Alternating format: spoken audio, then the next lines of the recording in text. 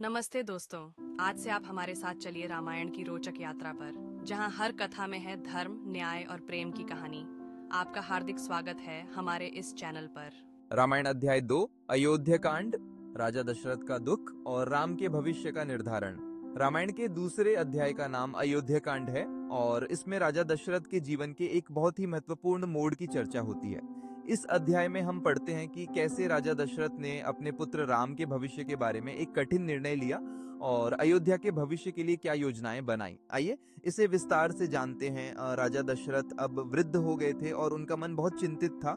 उनके मन में यह विचार था कि अब उन्हें अपने राज्य के उत्तराधिकारी के रूप में राम को राजा बना देना चाहिए। राम उनका सबसे बड़ा और योग्य पुत्र था, जो अपने गुणों और आदर्शों के लिए प्रसिद्ध था।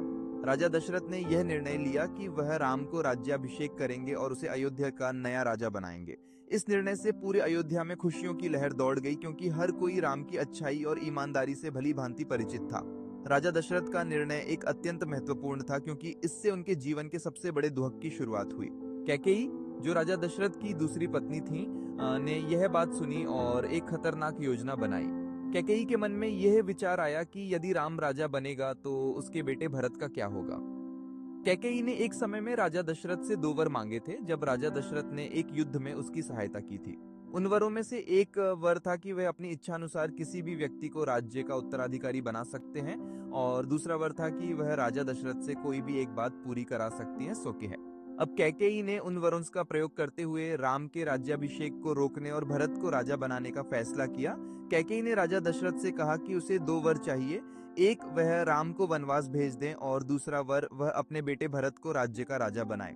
राजा दशरथ इस बात से बहुत दुखी हुए, लेकिन वह अपनी पत्नी के वरदान को नकार नहीं सकते थे। राजा दशरथ को यह स्वीकार करना पड़ा कि कैकेयी ने जो कुछ भी मांगा था वह पूरा करना होगा। राजा दशरथ के लिए यह स्थिति बहुत कठिन थी। वह जानते थे कि राम जैसा ईमानदार और योग्य राजा किसी अन्य से बेहतर नहीं हो सकता, लेकिन कैकेयी के दबाव में राजा दशरथ को अपनी कर्तव्यनिष्ठा और पत्नी के वचन के अनुसार राम को 14 वर्षों के लिए वनवास भेजने का आदेश देना पड़ा। ये राजा दशरथ के लिए बहुत बड़ा मानसिक आघात था, क्योंकि वह अपने प्रिय पुत्र राम से बहुत प्रेम करते थे और उनका मन ये कल्पना भी नहीं कर पा रहा था कि वह उसे वनवास भेजने का आदेश देंगे। राजा दशरथ की स्थिति को समझते हुए उन्होंने राम को अपने पास बुलाया और यह दुखद समाचार उसे दिया। राम ने अपने पिता के आदेश को सम्मानित किया और न केवल राजा के आदेश को स्वीकार किया, बल्कि यह भी कहा कि वह अपने पिता की इच्छाओं के अनुसार ही अपना जीवन व्यतीत करेंगे।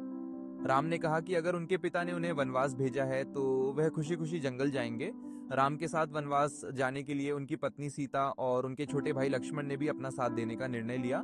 सीता ने कहा कि वह अपने पति के बिना नहीं रह सकती, और लक्ष्मण ने भी ये कहा कि वह अपने भाई राम का साथ देने के लिए हमेशा तैयार रहेंगे, चाहे वह वनवास क्यों ना हो। ये परिपूर्ण भाई बहन और पति पत्नी का प्रेम था, जो हमें इस घटना में दिखाई देता है। राम ने 14 वर्षों के लिए चंपक वन की ओर अपने रास्ते की शुरुआत की। अयोध्या वासियों ने उनका विदाई बहुत श्रद्धा और दुख के साथ दी।